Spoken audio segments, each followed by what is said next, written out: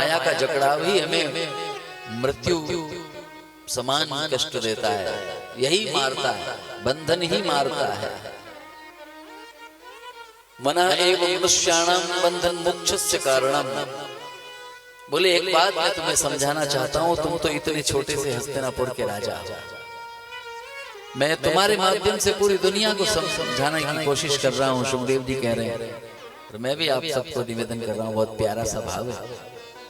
सुखदेव जी ने विशाल विश्व की व्याख्या किया, पता है भाई साहब, प्रभु की विशालता का, ब्रह्मांड के 7 आवरणों का वर्णन सुखदेव जी ने किया। ब्रह्मांड के 7 आवरण, ब्रह्मांड के 7 आवरण वेदांत के माध्यम से अगर समझना चाहें तो पहला आवरण है पृथ्वी, दूसरा है जल, तीसरा है अग्नि, फिर वायु, फिर आकाश, फिर अहंकार, फिर महत् तत्व। ये आवरण है, और इन सब का श्रेय निचोड़ मूल प्रकृति है। अब अगर हम, वैसे तो ये हमारे इस साधारण मस्तिष्क से ऊपर ऊपर वाली बातें हैं, लेकिन फिर भी कल्पना तो कर सकते हैं। पृथ्वी जितनी बड़ी है, पूरी पृथ्वी, जिस पृथ्वी पर कई सारे देश हैं, आज कितने सारे देश इस पृथ्वी के ऊपर हैं, अप्रोक्सीमेट 220+ कंट्रीज इस समूची पृथ्वी के ऊपर विराजमान है।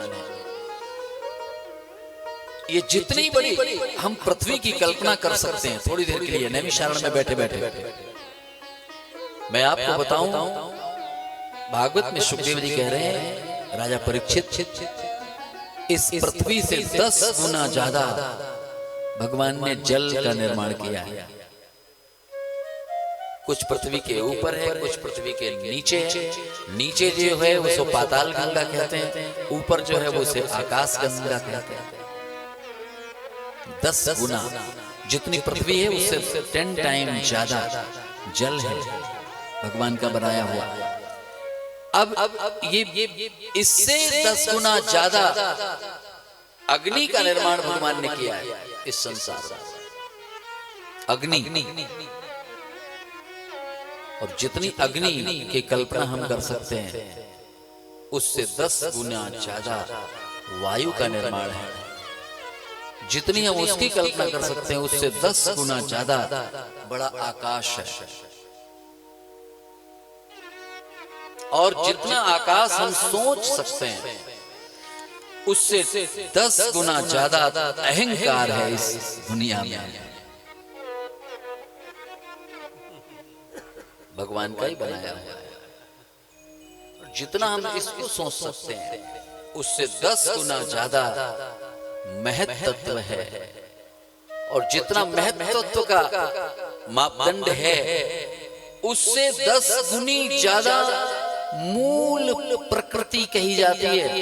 और वो मूल प्रकृति जो इनके 10 गुना 10 गुना 10 गुना 10 गुना 10 गुना 10 गुना, हमने जो अभी आपको बताया वो जाके मूल प्रकृति, और वो मूल प्रकृति आप कल्पना करो भगवान के बाएं पैर के अंगूठे में बताई जाती है, ऐसी छोटी सी चिपकी हुई है। तो भगवान कितने बड़े हैं, क्या उनकी विशालता है।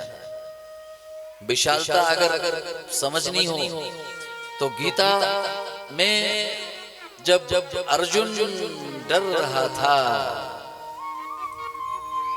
डर गया वो अपनों को देख करके, एक बार तो अस्त्र शस्त्र डाल करके युद्ध नहीं करेंगे ऐसा बोल गया है? तो गीता में एक अध्याय है जिसमें अर्जुन द्वारा भगवान की स्तुति का गान किया गया है। उसमें भगवान विराट रूप होकर अर्जुन के सामने प्रकट हुए।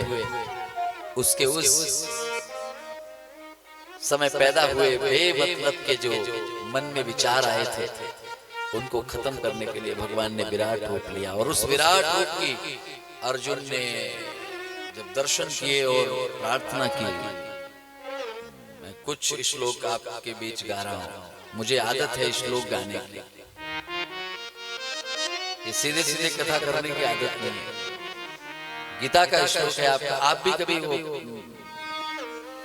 ये श्लोक, वो जो पाठ है ना गीता का, वो अध्याय अर्जुन द्वारा की गई ऋषिकेश भगवान ठाकुर जी की प्रार्थना। यदि कोई जिसका आत्मबल बहुत कमजोर हो, भाई साहब, आत्मबल जिसका बहुत कमजोर हो, निर्णय नहीं ले पाता हो, डरपोक नेचर हो, उसको ये वाली स्तुति अर्जुन द्वारा जो गाई गई है वो करने लग जाए, उसमें दम आ जाएगा। स्थाने ऋषिकेश तव प्रकृत्या जगत् रहस्यत्यनुरच्यते च रक्षांसि भीतानि दिशो द्रवन्ति सर्वे नमस्यन्ति च सेत्संगा। उसी में उनकी व्यापकता का वर्णन किस श्लोक में गाया गया, देखिए। त्वमादिदेवः पुरुषः पुराण त्वमस्य विश्वस्य परं निधानम् वेत्तासि वेद्यं च परं च धाम त्वया ततं विश्वमनन्तरो।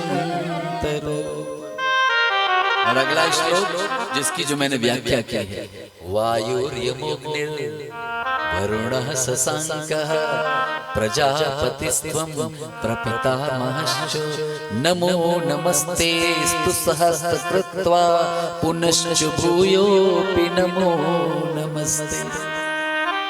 ये उसी के श्लोक है, बहुत लंबी सी व्याख्या, सुंदर प्रार्थना।